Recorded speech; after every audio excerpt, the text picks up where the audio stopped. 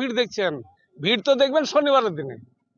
আজকে কি ভিড়, এ তো আজকে শুনে নিল জায়গাটা একটু নির্ধারিত হয়েছে, তাই গ্রামের আশপাশে গ্রামের ছেলেপিলে এসেছে এখানে, তাই দেখতে বেড়াতে এসছে, তাই দেখে নিল।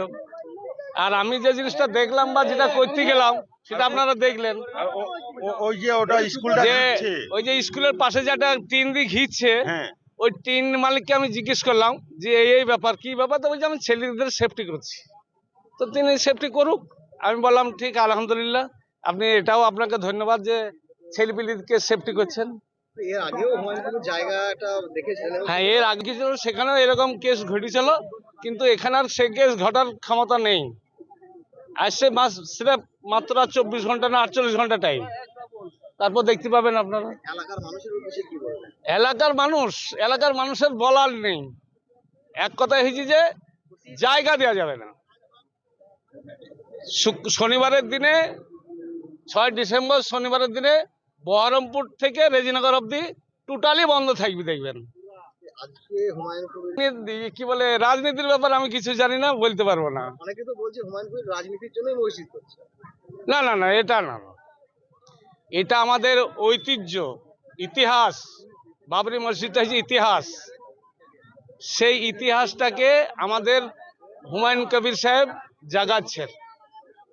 এটা আমাদের গর্বের বিষয় যে আজকে মুর্শিদাবাদের বুকে আমাদের বাবরি মসজিদটা তৈরি হবে, 6 ডিসেম্বরে শিলান্যাস হবে, এবং 3 বছর ধরে এই মসজিদটা তৈরি হবে।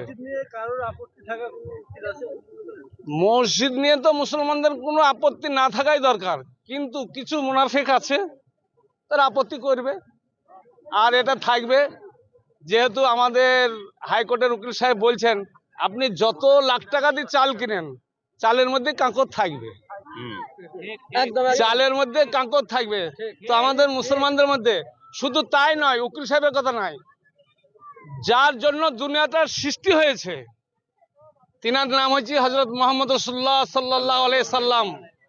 তিনি এই জীবনে এই দুনিয়াতে যদি না আসতেন, দুনিয়াটাই সৃষ্টি হতো না। তো তিনার পিছনেই তো তিনার জামানাতেই তো বলেছে যে, এবং তিনার জামানাতে নিজের ভাইপুরা, নিজের চাচারা তিনারা করেছেন এরকম, যেরকম চলছে আজ বাবরি মসজিদ নিয়ে। এর সারা জীবন থাকবে এবং কিয়ামত পর্যন্ত এরকম থাকবে মুসলমানদের। কি নাম?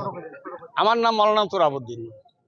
একটা কথা সকল ভাইকে বলা হচ্ছে, আগামী শনিবারে কাউকে ডাকার নেই, কাউকে মাইকিং নেই, আপনারা সকলে নিজে থেকে চলে আসবেন, ইনশাল্লাহ কোনো রকমের কোনো প্রভাব নাই।